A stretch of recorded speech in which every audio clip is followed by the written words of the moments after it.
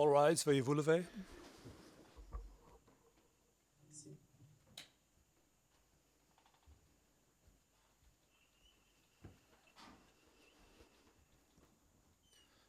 The International Residual Mechanism for Criminal Tribunals is now in session. L'audience du mécanisme international appelé à exercer la fonction résiduelle des tribunaux pénaux est ouverte. Please be seated.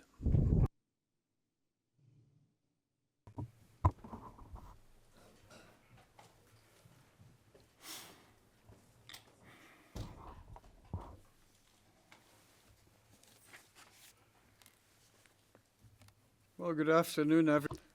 Bonjour à toutes et à tous présents dans cette salle d'audience.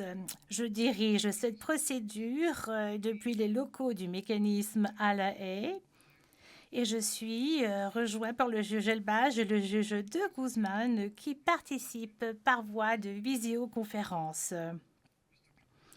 Monsieur Kabuga est également présent aujourd'hui et il apparaît par visioconférence et il m'a été confirmé qu'il reçoit l'interprétation en Kinyarwanda. Tout d'abord, je voudrais remercier les parties de leur souplesse et d'avoir accepté que cette audience ait lieu en septembre. Il y aura également quelques variations dans la façon dont cette audience est menée aujourd'hui, notamment s'agissant du fait qu'il n'y aura pas de diffusion directe. Toutefois, cette audience est enregistrée et l'enregistrement sera disponible au public peu de temps après l'audience avec une transcription publique qui sera disponible. Je vais maintenant demander aux parties de bien vouloir se présenter. Et tout d'abord, je me tourne vers l'accusation, Monsieur Elderkin.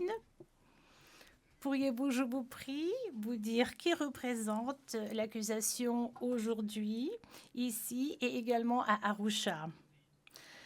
Bonjour, Monsieur le Président, bonjour à toutes et à tous.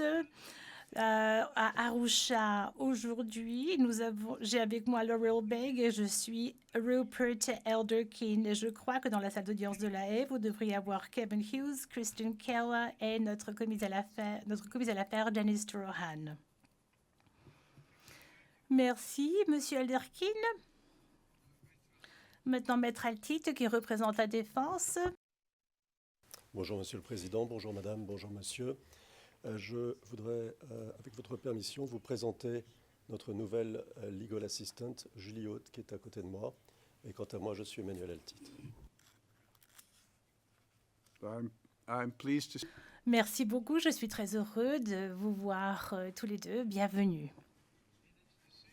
Dans sa décision du 7 août 2023, la Chambre d'appel a ordonné à cette Chambre d'examiner rapidement les modalités appropriées et les conditions pour que M. Kabuga puisse être mis en liberté provisoire. Et depuis que cette procédure est suspendue sine die en septembre 2023, la Chambre de première instance a œuvré pour essayer de se plier à ces instructions, est en train de décider sur l'aptitude de M. Kabuga de se déplacer et d'être libéré au Rwanda avec une décision qui devra être rendue en temps voulu.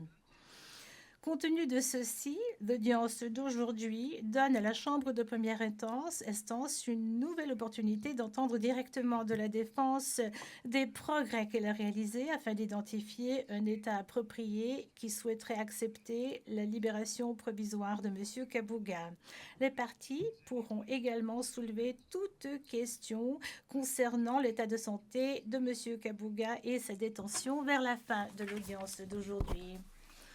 Dans le cadre des préparatifs de cette audience d'aujourd'hui, j'ai eu une réunion de gestion hier après-midi avec les parties et le greffe pour essayer de se concentrer sur la discussion d'aujourd'hui. Avant d'entendre les parties d'aujourd'hui, je vais très brièvement donner une mise à jour au public sur les développements de procédures depuis notre dernière conférence de mise en état, durant laquelle j'ai donné des informations générales sur les questions soulevées par rapport au fait que le public, la République du Rwanda, l'état de nationalité de M. Kabuga serait un état approprié pour sa libération provisoire. Le 22 avril 2025, le docteur Gert Murling, un expert dans le domaine de la médecine critique et des transferts médicaux et qui a été nommé en janvier 2025, a déposé son rapport et a conclu que, de point de vue médical, M. Kabuga ne peut pas être déclaré généralement apte à prendre l'avion. Le 2 juin 2025, la Chambre de première instance a rendu une ordonnance dans laquelle elle a ordonné au docteur Murglin de donner davantage d'informations et davantage de précisions par rapport aux questions posées par la Chambre de première instance. Le 23 janvier 2025, le docteur Murling a déposé un rapport supplémentaire confirmant que, alors qu'il n'y a pas d'examen particulier qui puisse montrer le niveau de risque pour prendre l'avion, c'est la fragilité physique principale et les maladies dont il souffre et les médicaments jumelés avec la longueur du vol qui posent le plus grand risque à M. Kabuga. Alors qu'il a donné l'opportunité de répondre des réponses et des demandes au rapport supplémentaire de M. Hurling, aucune partie ne l'a fait. Le 15 août 2025, le greffier a déposé son 7e rapport de suivi dans lequel le panel de 3 experts indépendants nommés par la Cour ont donné leur opinion récente confirmant leur point de vue précédent, à savoir que M. Kabuga demeure inapte à subir son procès et de voyager. Le rapport d'experts a également indiqué dans son rapport que la santé mentale et physique de M. Kabuga s'est détériorée depuis la dernière évaluation qui a eu lieu en février. Entre le 15 août 2024 et le 18 septembre 2025, la Chambre de première instance a également reçu un total de 14 rapports médicaux du médecin du quartier pénitentiaire des Nations Unies concernant l'état de santé de M. Kabuga. De plus, par rapport aux efforts qui sont entrepris par la défense de trouver un état approprié pour la mise en liberté provisoire de M. Kabuga, la Chambre de première instance a rendu une décision confidentielle le 22 juillet 2025 dans laquelle elle permet à la défense de partager les rapports médicaux les plus récents de M. Kabuga et de donner ces informations aux autorités pertinentes et à la Cour d'un État particulier pour étoffer la nouvelle application pour sa libération provisoire. Le 9 septembre 2025, l'accusation a également déposé une demande dans laquelle elle demande à la Chambre de première instance de décider si M. Kabuga pourrait être libéré de manière provisoire au Rwanda. La défense a déposé une réponse à cette demande le 22 septembre 2025 dans laquelle elle a réitéré que le fait de libérer M. Kabuga au Rwanda n'est pas une possibilité, ce n'est pas une option basée sur l'information médicale actuelle. Par rapport à cette demande de l'accusation, je voudrais noter que la Chambre de première instance trouve qu'il est absolument inutile s'agissant de ce dépôt, puisque cela porte sur la demande de la décision de son aptitude à prendre l'avion, et plus particulièrement en raison du fait que les deux parties savent très bien que cette question est encore à l'étude. Dans la mesure où cette requête ou cette demande est une requête, eh bien cette requête est rejetée. La Chambre de première instance note toutefois que dans le dernier paragraphe de sa réponse, la défense présente une demande concernant une solution temporaire qui pourrait avoir lieu dans ce cas-ci, alors qu'il continue d'explorer les différentes possibilités en Europe pour la libération provisoire de M. Kabuga.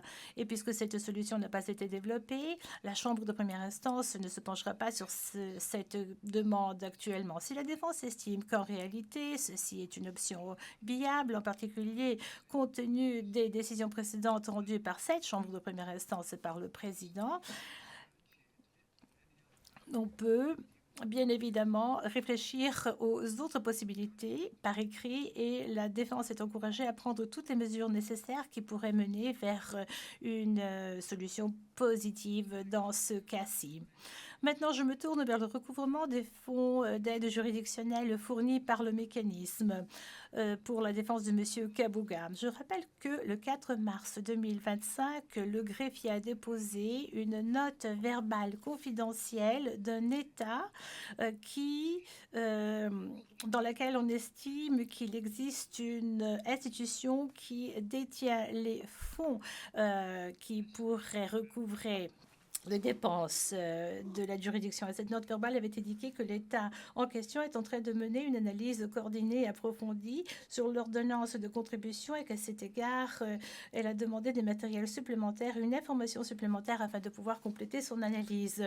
Le 29 avril 2025, le greffier a déposé 8 des 10 documents demandés et a répondu aux questions par les autorités d'État. Le 1er mai, au cours de la dernière conférence de mise en état, la Chambre de première défense a donné droit à la demande du greffier s'agissant de l'autorisation de fournir des documents à l'État pertinent et de leur donner 2 documents supplémentaires. Le recouvrement des fonds d'aide juridictionnelle demeure crucial pour ce tribunal. Et je note que c'est l'intention de l'État et du greffe, avec également les représentants de la Chambre de première instance, de se rencontrer pour essayer de trouver une façon d'aller de l'avant pour recouvrer les fonds qui appartiennent à M. Kabouga. J'ai été déçue d'apprendre que la réunion n'a pas eu lieu lors de la date qui avait été initialement envisagée. Et j'encourage le greffe de faire tout effort possible de s'assurer que cette réunion ait bien lieu.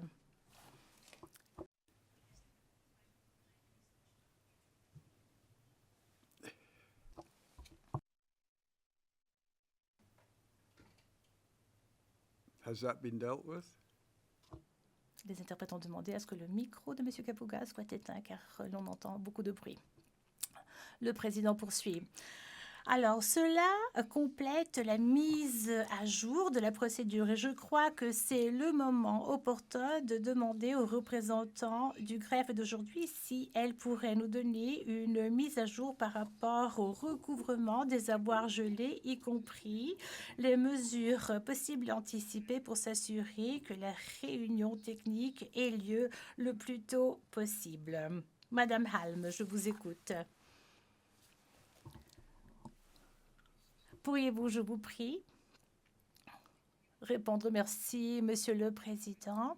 Alors, au nom du greffe, je peux vous donner une mise à jour concernant les mesures prises pour recouvrer les gels. Le 4 août, les autorités de l'État ont demandé d'avoir une réunion technique qui devrait avoir lieu en septembre entre les réunions du mécanisme et les représentants des États en question pour essayer d'évaluer les progrès et pour identifier les façons d'aller de l'avant et de mettre en œuvre l'ordre. En réponse, le 11 août, le greffier a proposé que la réunion ait lieu en septembre. Le greffier a également demandé une réunion de haut niveau séparée. Le 29 août, les autorités ont informé le greffe que la réunion de haut niveau ne pouvait pas avoir lieu en septembre et elle a indiqué également leur aptitude d'organiser cette réunion et également de tenir la réunion technique.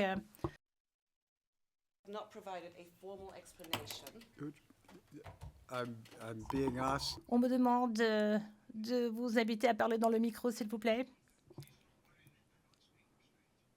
Vous pouvez vous asseoir. Vous n'est pas en train de m'adresser directement à moi. Merci, Monsieur le Président. Les autorités n'ont pas donné une explication formelle pour ce retard, outre de noter que le représentant n'était pas disponible. Toutefois, le greffe a été informé de manière informelle que, compte tenu des circonstances politiques, eh bien, il était peu probable que la réunion puisse avoir lieu au mois de septembre. À la fois, les autorités ont réaffirmé leur engagement de tenir la réunion et le greffe espère que cette réunion aura lieu bientôt. Le greffe n'a absolument aucune indication à ce stade que l'invitation de se réunir l'intention était en réalité sincère et l'on essaiera de se rencontrer au mois d'octobre. Veuillez vous assurer, Monsieur le Président, que le greffier et que le greffe est voudra que ceci puisse aller de l'avant et le greffier continuera à faire de son mieux pour que cette réunion ait lieu et le greffier va envoyer une autre verbale aux autorités de l'État dans les jours à suivre en réitérant une priorité institutionnelle absolue de la question en demandant qu'une nouvelle date de la réunion puisse être confirmée le plus tôt possible. Pour conclure, Monsieur le Président, Messieurs les juges, le greffe considère que des progrès importants ont été accomplis et que d'autres progrès seront accomplis. Au plus tard, lors de la prochaine conférence de mise en état, le greffe estime qu'il y aura davantage de clarté quant à la résolution de cette question. Merci, Monsieur le Président, Messieurs les juges, Monsieur, Madame le juge.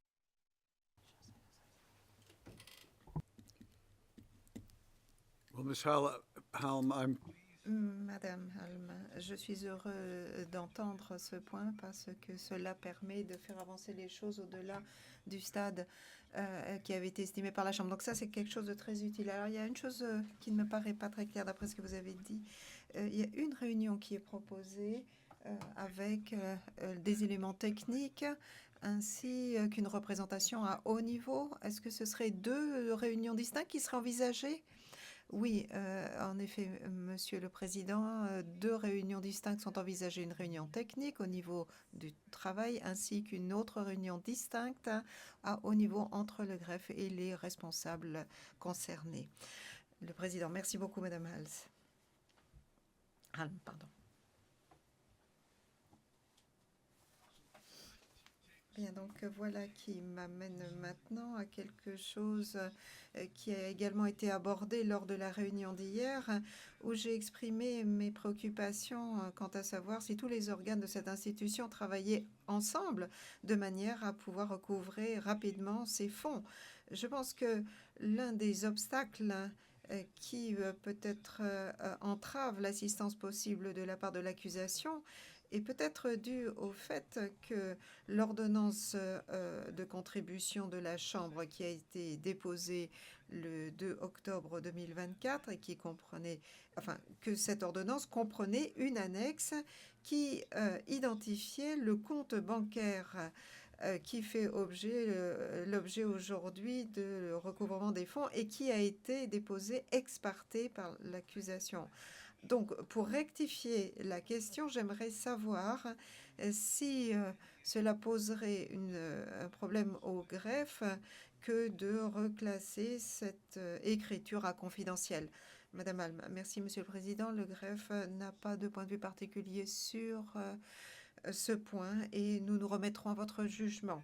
Le Président, je vous remercie beaucoup. Et bien dans ce cas, nous ordonnons le reclassement de l'annexe confidentielle ex parte à l'ordonnance de contribution et donc à un document confidentiel.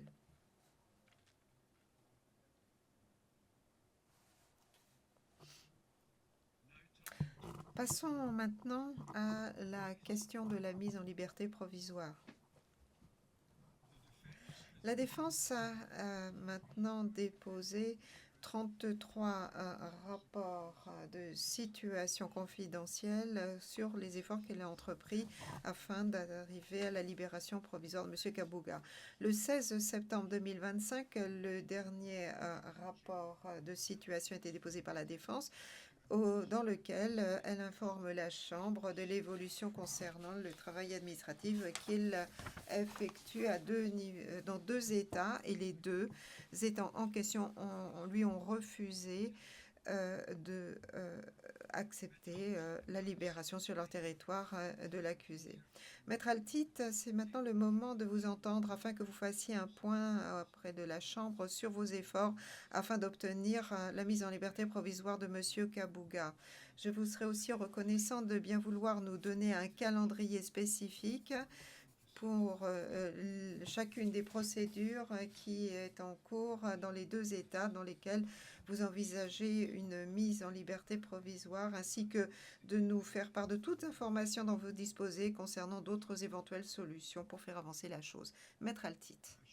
Et je voudrais dire que manifestement nous préférerions rester en audience publique dans la mesure du possible, mais que si cela s'avère nécessaire, nous pourrons passer à huis clos partiel afin d'empêcher la divulgation d'informations sensibles ou confidentielles, si vous nous invitez à le faire, bien sûr.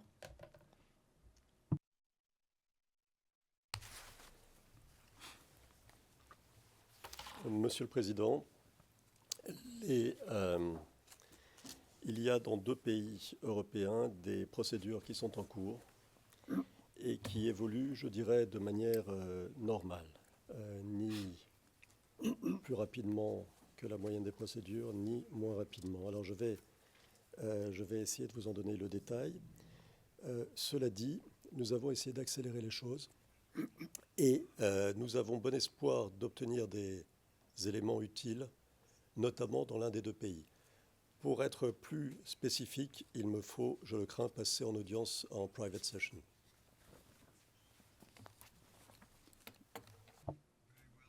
Fort bien, nous passons en audience à huis clos partiel et dites-nous le plus rapidement possible quand nous pourrons revenir en audience publique.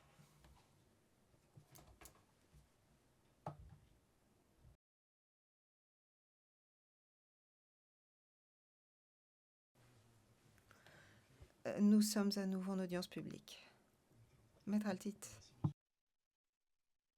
Concernant la France, je voudrais vous synthétiser la situation. Il y a eu un jugement le 1er juillet 2025 qui a rejeté la demande de Félicien Kabouga en considérant que cette demande ne pouvait pas être effectuée par un individu, mais qu'elle relevait des rapports diplomatiques entre le mécanisme et les autorités françaises.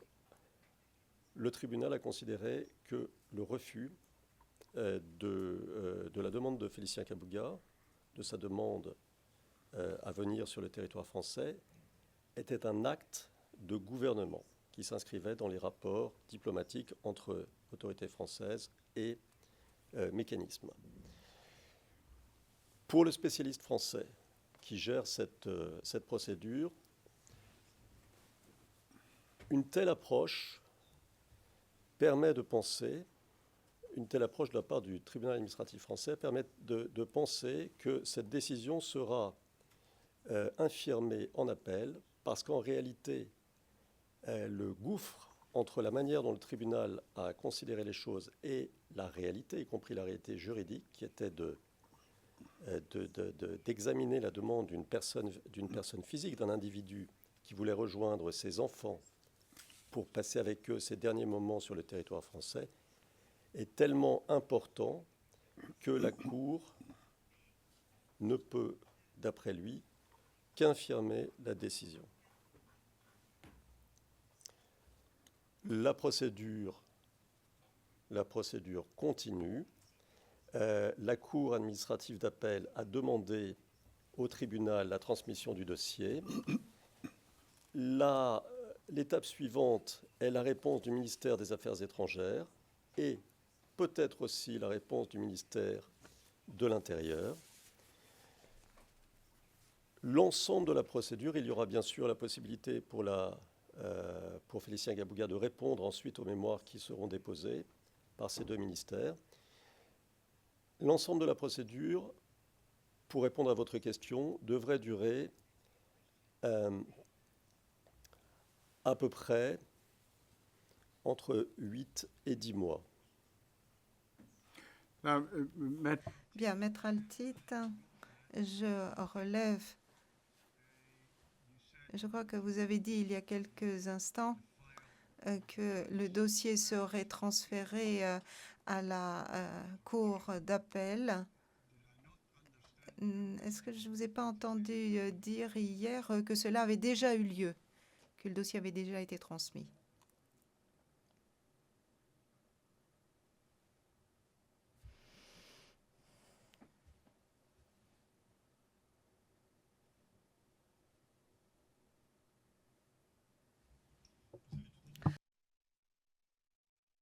La demande de la Cour d'appel a été faite le 2 septembre 2025 et depuis lors, le dossier a été transmis. Okay, well, Fort bien. Donc, j'imagine que cela couvre l'ensemble de la situation au sujet de la demande vis-à-vis de la France pour l'instant. Ou est-ce qu'il y a autre chose que vous souhaitez ajouter sur ce point? Couvre la situation telle qu'elle est aujourd'hui en France. right. Okay. Now, Fort bien. Bien. Pour avancer maintenant, est-ce que nous pouvons maintenant passer à huis clos partiel?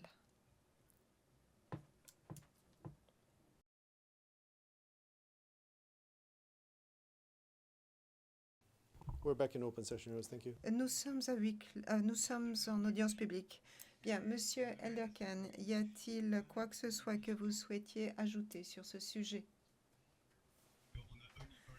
Monsieur le Président, très brièvement, et je peux le faire en audience publique. C'est juste l'observation que les efforts entrepris par Monsieur Kabuga pour être libéré en Europe n'ont pas besoin d'être déterminés avant une décision sur une libération provisoire au Rwanda.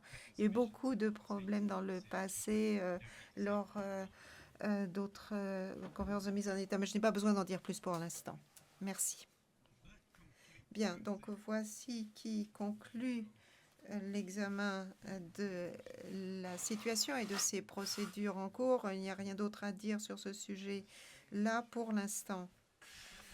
Mais toujours au sujet de la mise en liberté provisoire, je passe maintenant à la question de l'aptitude à M. Kabuga à prendre l'avion. Comme je l'ai indiqué précédemment, la Chambre a reçu le rapport complémentaire du Dr Murling le 23 juin de cette année, ainsi que le rapport le plus récent de la part du collège d'experts nommé par le tribunal le 15 août 2025. La Chambre de première instance travaille d'arrache-pied sur cette question. Alors, je vais maintenant passer la parole aux parties si elles ont quelque chose à dire sur cette question-là. Mais bien sûr, n'oubliez pas, d'ailleurs, le commentaire qui vient d'être fait par M. Elderkin au sujet du nombre de réunions qui ont eu lieu sur le sujet est éloquent. Est-ce que vous avez quelque chose à ajouter, M. Elderkin? Non, comme vous venez de le dire, nous pourrons être très brefs.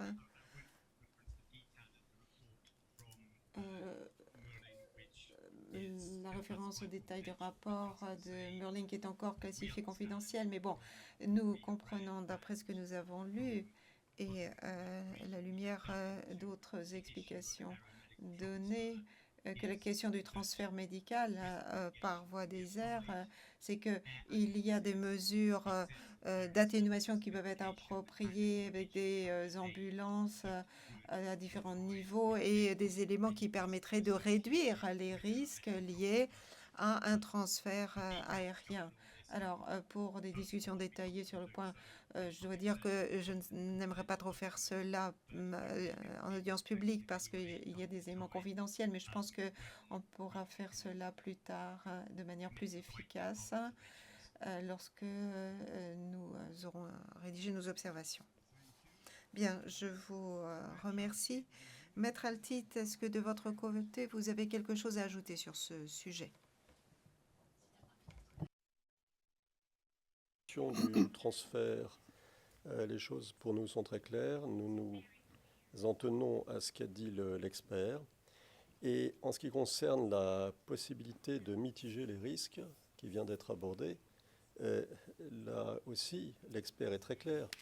Mitiger les risques, c'est une approche théorique qui permet de réduire statistiquement l'apparition d'un certain nombre de symptômes et de maladies. Mais ça ne veut pas dire que le transfert sera sûr. Bien au contraire, il a été tout à fait souligné que les risques étaient toujours là et qu'ils étaient d'autant plus importants que l'état de santé de Félicien Kabuga est tout à fait préoccupant. Donc il n'y a pas en réalité de possibilité de le transférer.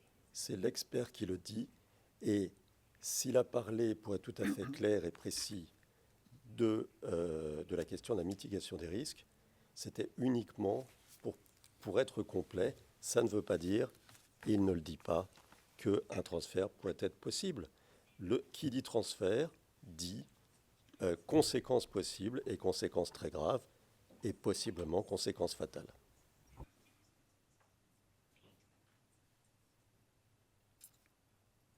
Thank you, Maître Altit. Merci beaucoup, Maître Altit. À moins que j'ai mal compris, Monsieur Elderkin, est-ce que vous demandiez que l'on passe à huis clos partiel? Monsieur le Président, je crois que notre position a été exprimée clairement et je n'ai pas d'autres requêtes à faire après avoir lu le rapport du docteur Merling. Eh bien, pour moi, j'avais compris que des transferts mitigés, atténués, enfin que des atténuations peuvent être prises, donc je n'ai pas d'autres demandes ou d'autres questions à faire. Donc, je ne peux rien ajouter de plus pour ce qui est de cette conférence de mise en état. Merci beaucoup de vos requêtes à la défense et à l'accusation de m'avoir présenté vos requêtes sur ce sujet.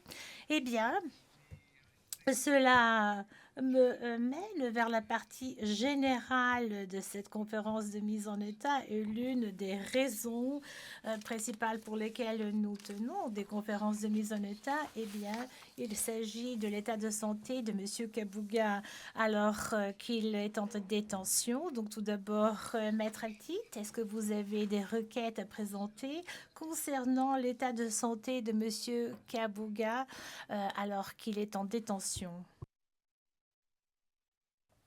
Merci, Monsieur le Président. La première, c'est que je crois que M. Kabuga est particulièrement bien soigné et qu'il est pris en charge de la meilleure manière possible. La deuxième, c'est que malgré cet environnement tout à fait efficace et professionnel, il montre un déclin, une détérioration tout à fait notable, et je le comprends d'après les rapports médicaux, que ce soit ceux des experts ou ceux du médecin du centre pénitentiaire, une détérioration tout à fait notable qui rend sa mobilité de plus en plus problématique et qui atteint aussi le côté mental. Dans ces conditions, je crois que les débats ne devraient pas se faire autour de la question du transfert, mais qu'il devrait être que nous devrions tous, d'une certaine manière, prendre conscience que nous sommes passés à une autre étape, comme le disent certains experts d'ailleurs, et que nous devrions aborder les choses d'un point de vue différent, en prenant en considération la réalité de son état.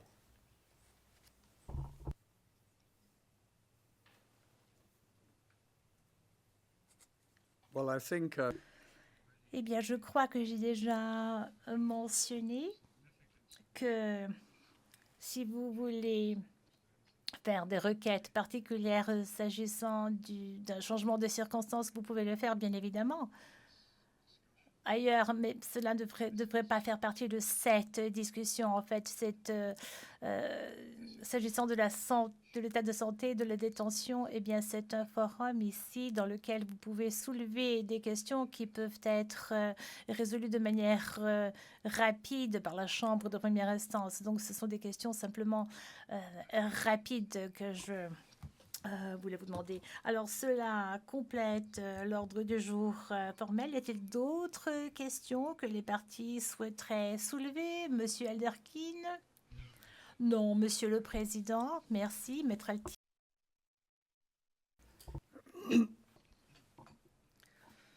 Très bien. Donc, je vous remercie de nouveau. Je remercie aux deux d'avoir mené ces procédures de manière si agréable, rapide. Merci beaucoup de de votre aide.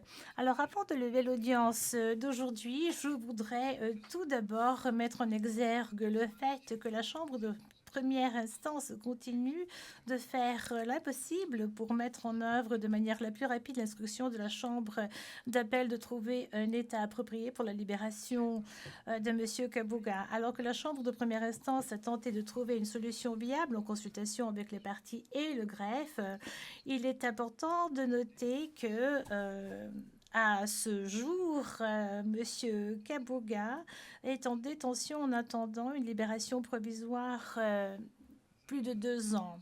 Alors, comme je l'ai déjà mentionné, le fait de pouvoir trouver une solution à cette question continue d'être difficile, spécialement parce que la Chambre de première instance fait face à des difficultés sans précédent par rapport à la détérioration de l'état médical de M. Kabuga et une non-volonté de certains États européens de l'accepter sur leur territoire.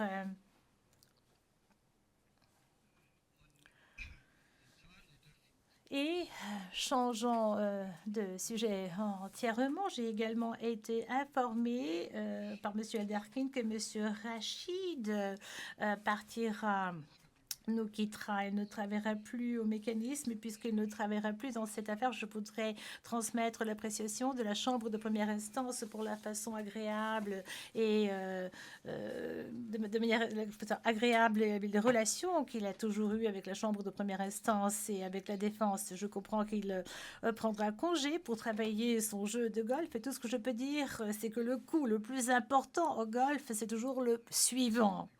Et donc, j'espère sincèrement qu'il trouvera une stimulation et un épanouissement dans tout ce qu'il décide d'aborder. Donc, je vous prie de bien vouloir lui transmettre mes souhaits. Et enfin, ce sera la dernière fois que la Chambre de première instance siège en salle d'audience donc du mécanisme et précédemment du tribunal. C'est aussi la dernière fois que cette salle d'audience historique sera utilisée. Des centaines de personnes ont pris part à où étaient assises ces chaises, des juges, des avocats, des témoins, personnel d'audience, soutien technique, interprète, agents de sécurité et accusés, tous en quête de justice, d'équité et de vérité.